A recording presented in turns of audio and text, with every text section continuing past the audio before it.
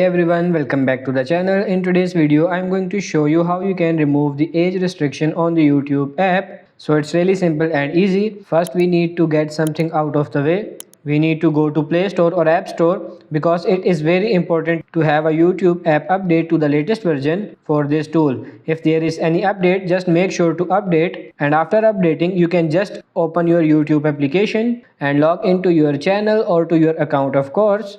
As you can see here, I am logged in, and now tap on your profile picture in the bottom right corner, and from here tap on this gear icon in the top right corner.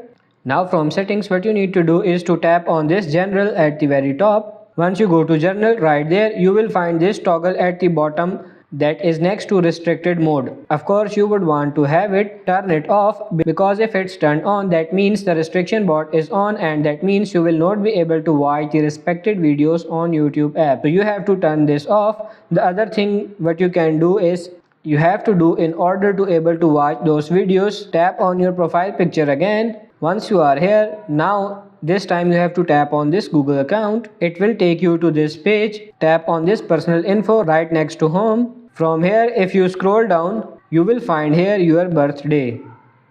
All you need to do is tap on it and you have to change your birthday.